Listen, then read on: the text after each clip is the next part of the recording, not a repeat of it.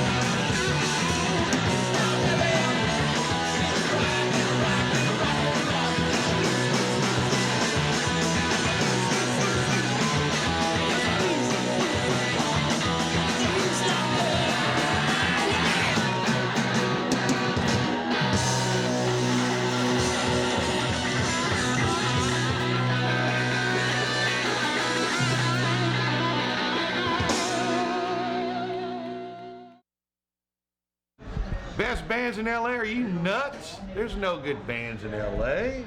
Give me a break. Good band? Rush, that's a good band. Led Zeppelin, there's another good band. Beatles, that was a good band. Leonard Skinner, there's another one. Marshall Tucker, now that's a band. Superbees, isn't that a car from the 70s? Isn't it? Yeah. Isn't that a car from the 70s? Yeah. Ah, hell of a car. A lot of power, a lot of horsepower. What first enticed me into being in a rock band was probably I guess it all starts in high school, you know, because you're not, I mean, I wasn't really an athletic guy, you know, and it was kind of geeky, I guess. Our babysitter used to have her boyfriend come over, and he was like a real 50s greaser, and with a white t-shirt and cuff jeans and cigarettes under his thing. My cousin Billy, I think, he was a drummer and a bit of a lover boy, you know. When I first heard the Gun Club Fire of Love record. Probably hearing my first Led Zeppelin record. I started seeing that these butt ugly guys were getting chicks. These kids I used to hang out with in my neighborhood in Torrance, they were bad. Like, they would put kids in the chicken coop and set it on fire and stuff, but they used to have all these records, 45s, and we would do like bands in their garage, and if the kids wanted to leave in the neighborhood, we'd lock them in the garage and like beat them up if they were gonna leave or whatever. For some reason, that record just completely changed everything for me. I don't know what it was. It was just such an amazing blues. What he did with the blues was just so weird, you know, and I never heard anything like it.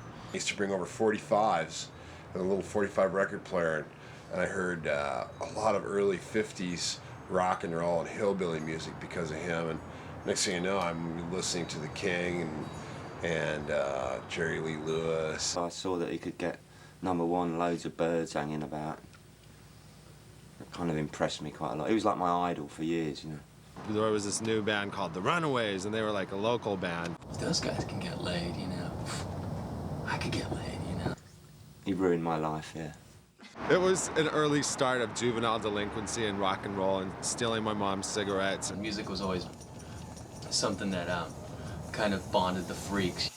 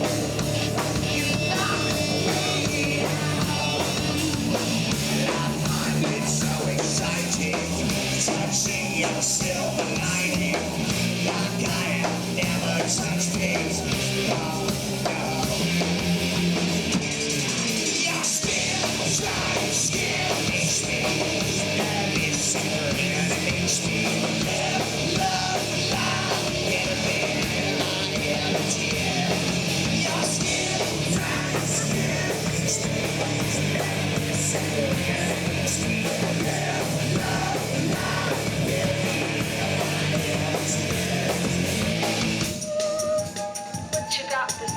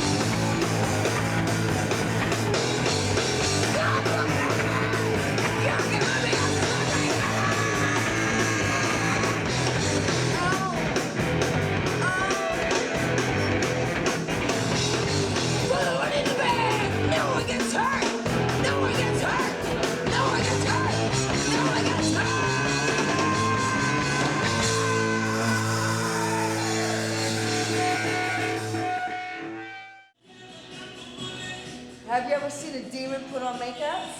Well, you're seeing it now. Okay, I can't. You're gonna come in, actually just keep yourself in. Walk in and half step forward. Okay. Look, she's showing her tits. Yeah, what's that? And we just won Best Psychotic Band at the Rock City News Awards. And we don't have that many gimmicks.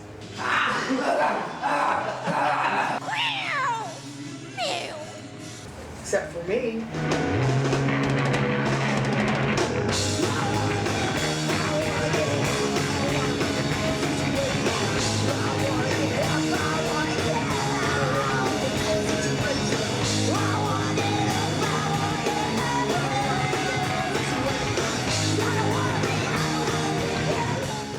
I don't like it when people grab my tits. That bugs me.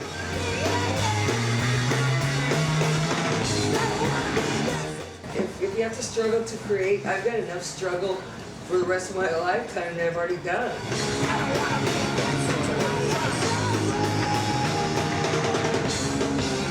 I've always been a hyperactive troublemaker.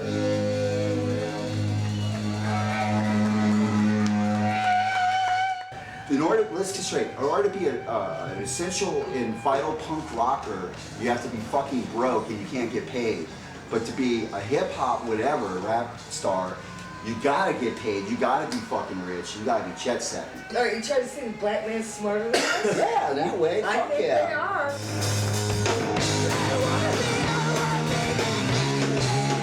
But anyway, I talk about tits too much anyway. But in Europe, we'll be talking tits and pussy.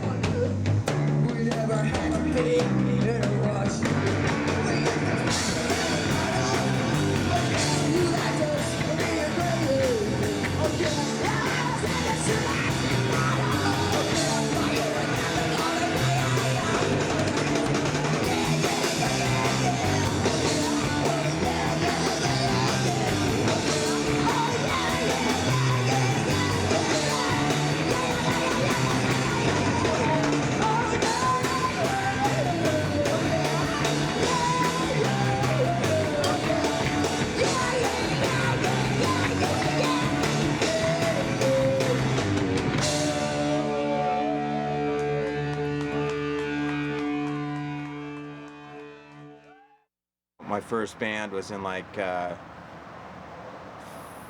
maybe 5th grade or something, and it was an all drum band called Brian and the Freakies.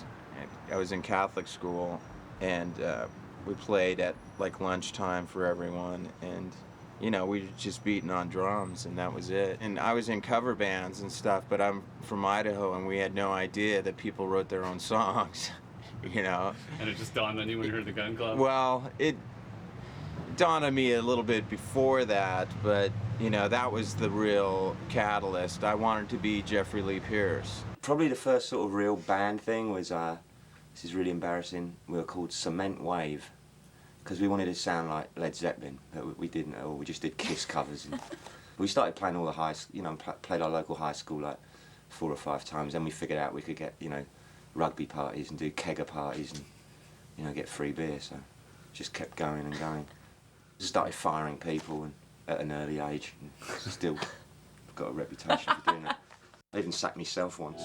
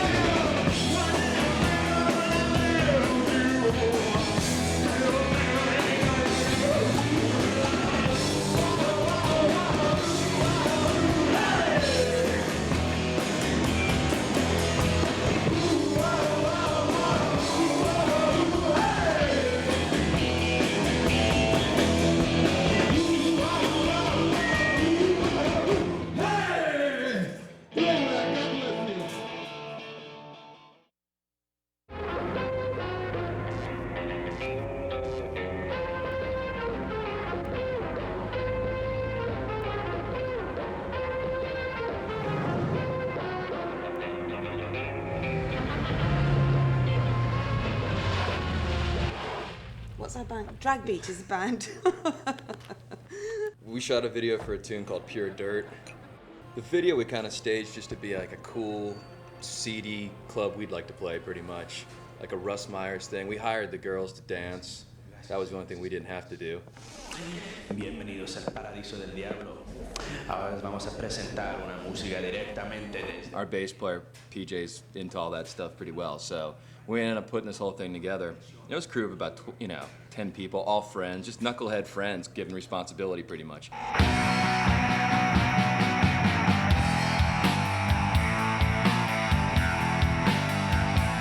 Fucking nothing worked that day. The tape playback was speeding up and slowing down.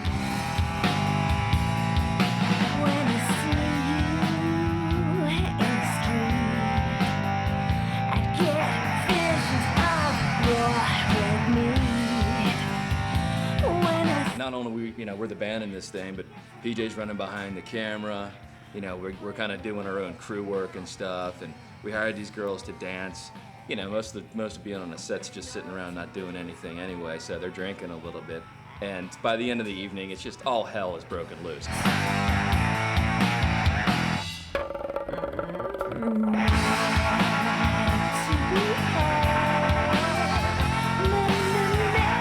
No, I've never been a stripper, apart from my own mirror and certain look.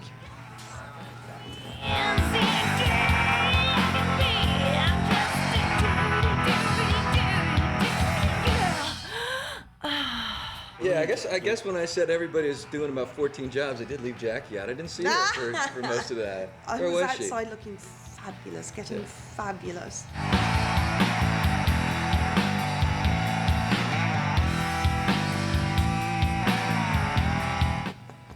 My name's Rick. I'm a Cancer.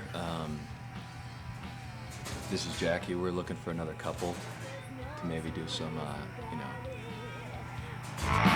Just pure dirt. Oh, pure dirt.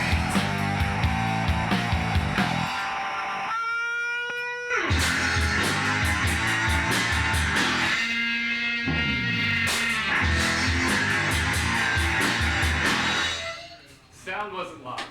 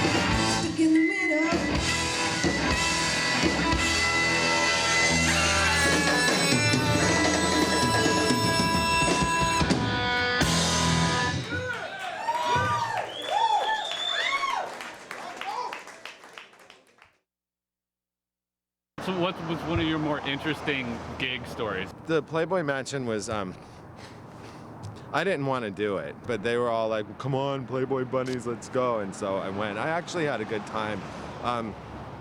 We were playing with, what were they called? Sugar Hill Gang and Extra Fancy. We got some really weird bills. And we went on, and it was packed. There were about 300 people in the room in this big tented thing. And Hugh was there with his wife and his 2 little kids, and he had his bathrobe on and stuff. And as soon as I hit that oil drum and we started, that room cleared out so fast.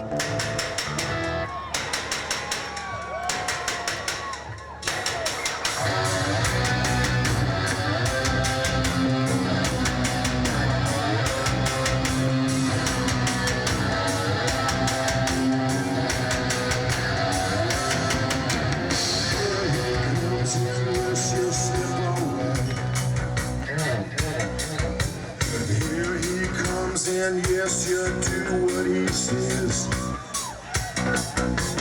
Freezing and I'm dressed and frozen, freezing in your clothes and standing next to him.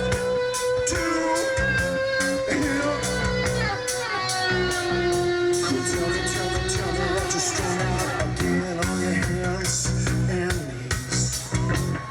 Yeah, you go for it, you do anything that he says. Anywhere he goes, we'll go. Anything he does, no matter it's honey. You look like a movie star, honey. You look like a movie star, honey. You look like a movie star, honey. He buys you everything you need. He drives you to the liquor store. He puts it in and pulls it out. You say that you could not ask for more. Coming lucky spits in your eyes. Now you only got your own hand to bind. Tip up to what she came running. Said that we just look like a movie star, honey. You look like a movie star, honey. You look like a movie star. You look like a movie star. You look like a movie star, honey.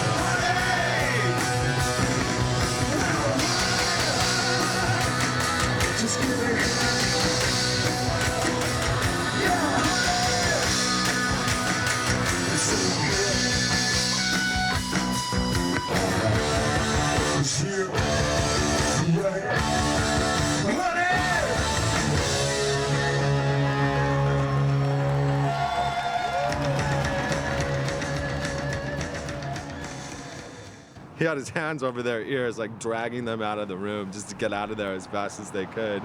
And so I just thought for a grand finale at the end, I would take off all my clothes and jump into the Playboy pool. And the security guards came after me and almost threw us out of there. I remember Lille, northern France, early days. I think it was like 87, maybe, yeah, 87, I think, just before we got signed. We went over to Lille and did this festival at the Bois de Boulogne, which was a huge arts festival, and we played, and these guys were opening up for us with chainsaws and singing Wild Thing in French, and it was just like, what the fuck, and they were feeding us just French fries and French bread and mayonnaise, so we all had the shits for 4 days. And Tyler and I got involved with these people who had loads of amphetamine, sulfate, etc., and took too much of this stuff, and we spent all afternoon, you know, wasted out of our minds, drinking with the guy who owned the whole hotel, you know, and he owned the bar downstairs, and he'd run us a tab knowing full well we didn't have any bloody money, and dancing in the fountain because it was 90 degrees, and told to get out of there by the police because there was AIDS in the water, and so that freaked us out. We're out of there, okay, let's drink some more. Upstairs, decided, okay, let's do the rock and roll thing, and started ripping the whole fucking room apart and throwing everything out the window, everything, from like the 4th floor. And little did we know, we were opposite like the biggest police station in northern France. So there's all these coppers and gendarmes everywhere, swarming into the hotel 10 minutes later, you know.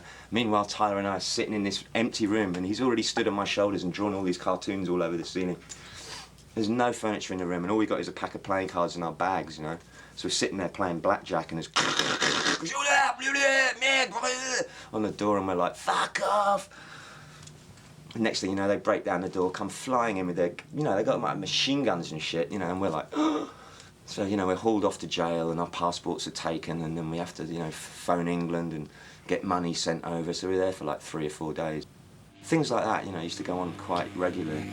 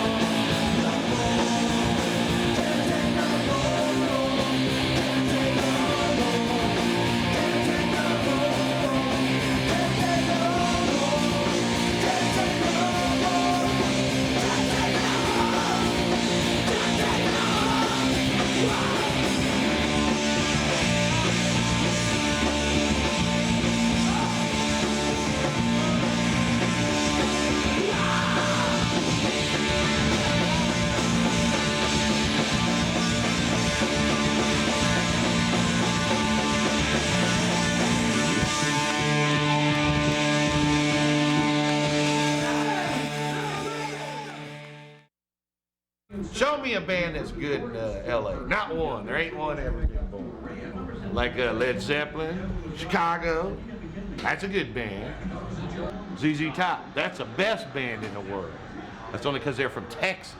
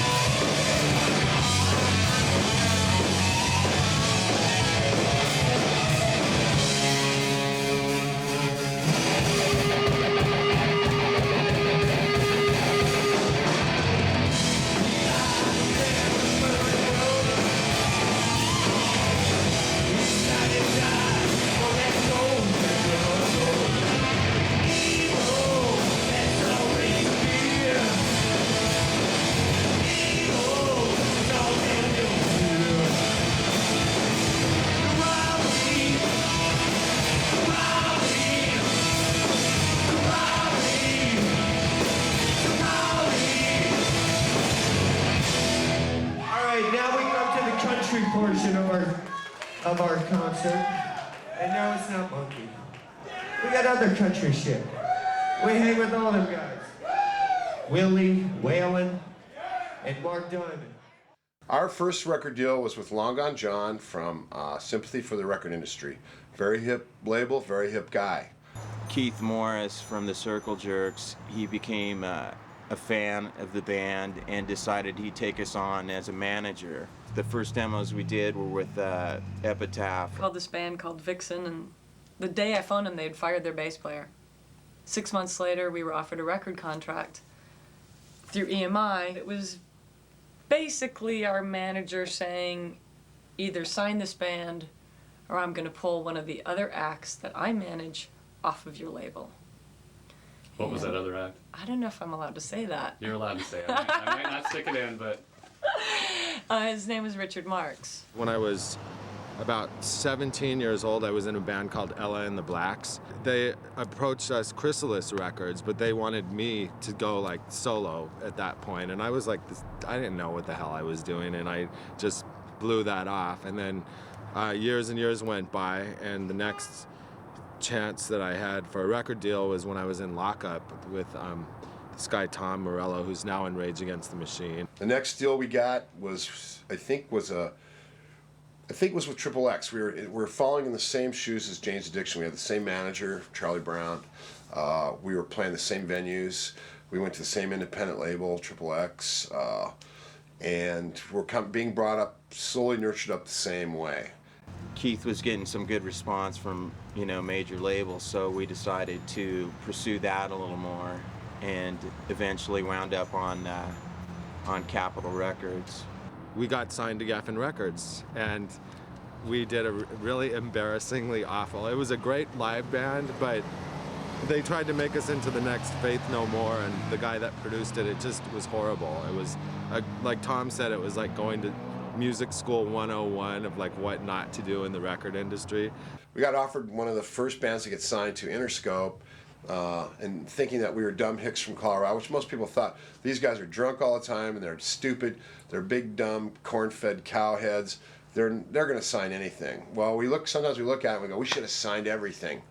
But we didn't. We tore up the deal. It was a good feeling to know that we had like this big company behind the band. You know, it's just like something we'd never expected. And we subsequently got dropped like probably like 2 months after it came out. Sort of the same thing that happened with Extra Fancy. I have a good track record for being dropped like less than 3 months after every record that comes out that I do. We read in Billboard magazine that EMI dropped everybody he managed. The next one was with Tom Zoutant, and we were sitting in the Cat and Fiddle, which was one of our favorite pubs at the time, and we took that record offer after the guy who offered it to us left, read it over, looked at our attorney, and we ripped it up and threw it in the fireplace at the Cat and Fiddle. A lot of things at Capitol were happening at the time. They were changing personnel, changing presidents of the company, and of course they said, you know, we love you guys, we want to do another record, and we were dropped like a week later, you know, so that was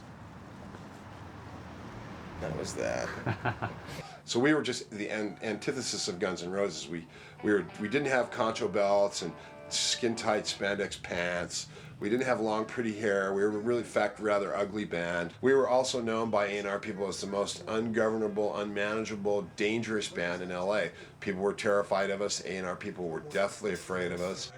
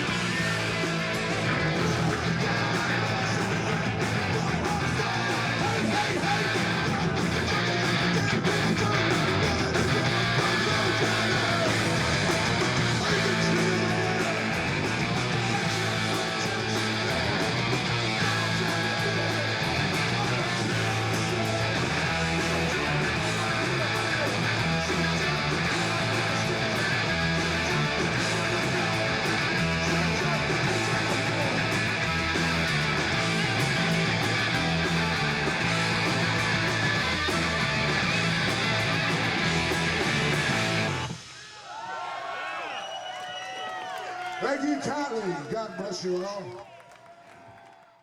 Tell me about the infamous Florentine Garden show we've all heard so much about. That came at a point in our career which was, we'd already done the Straight record, the Straight album with Rick Browdy producing, and with this American management company, again, back to managers, these guys were totally ripping us off. They'd already, get this, they'd already signed our names. They'd like forged our names on a publishing agreement. You don't do that. While we were in Japan, they're forging our names and getting these advances and putting them in their bank account and blah, blah, blah.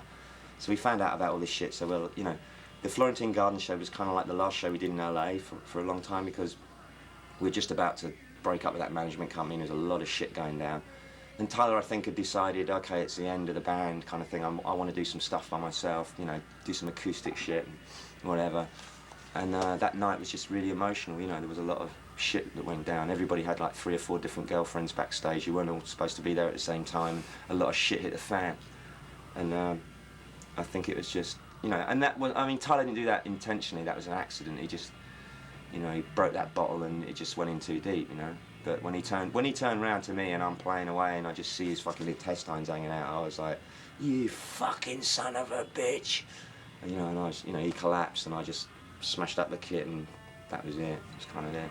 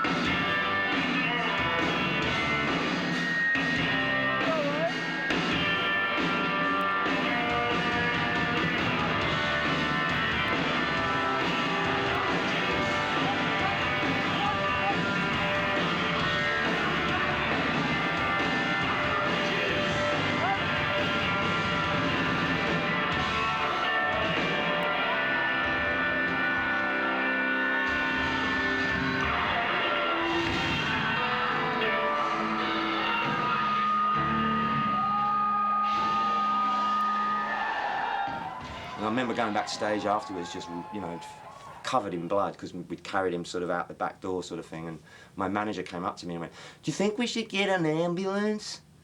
And I just hauled him up against the wall, pulled out my switchblade and put it to his throat, and about 20 people just pulled me off him, you know. I was going to kill him. I was like, if I'm going out, you know, if I'm going down in flames. So a couple months after we got dropped, I got a call from Tom Zutat, who was a big fan of the first record. He asked me what I was doing, and I said we just got dropped, and he goes, well, I'll sign you guys right now. And so that's, you know, we went with Geffen at, you know, that time.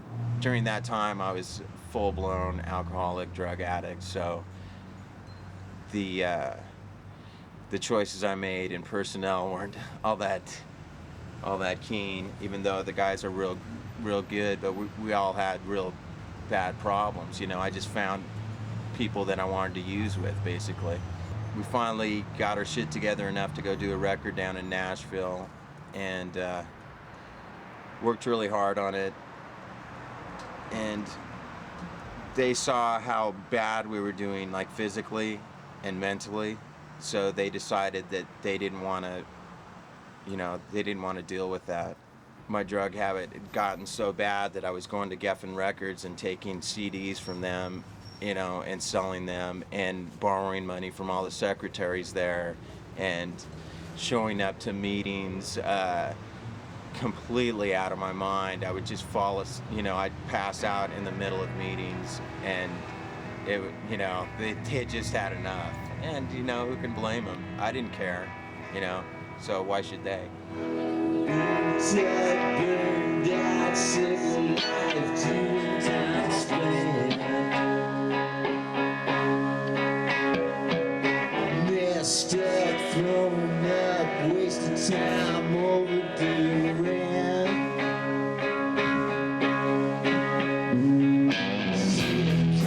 No gas, pants down, twisted.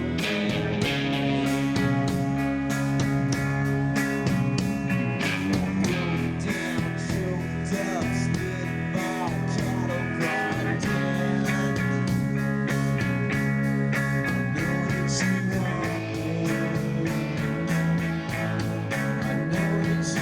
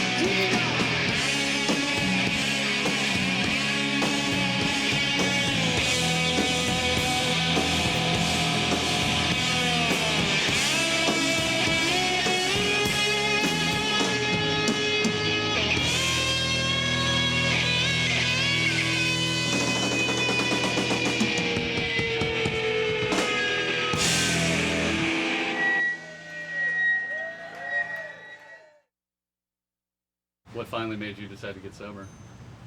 It was just your typical behind the music, except you're not famous scenario, you know?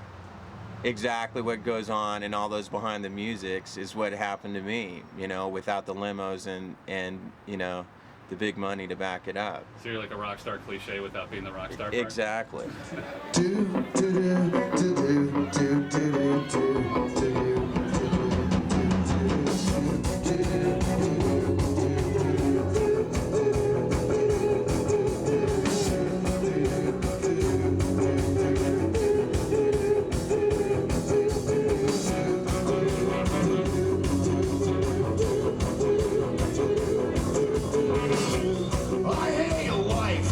It's a stupid board game. I hate just about everything. I wanna blow out the candle, blow out my brain. I'm secretly jealous of Kurt Cobain and the colored girls say.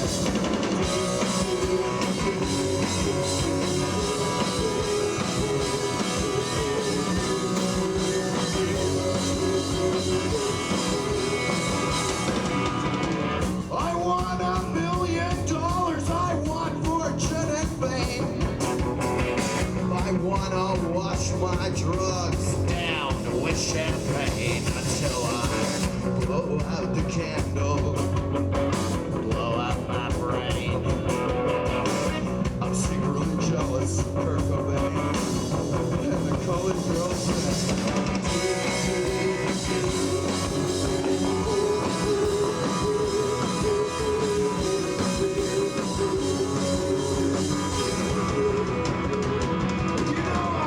I can't explain what I can't explain. Words can be so fucking lame. I wanna blow out the candle, blow out my brain. I'm secretly jealous of Kurt Cobain and the colored girls say.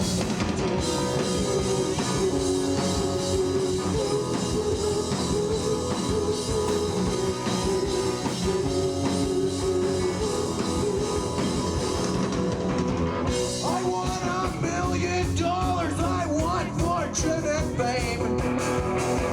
I want the whole world to say it's such a shame when I blow out the candle, blow out my brain.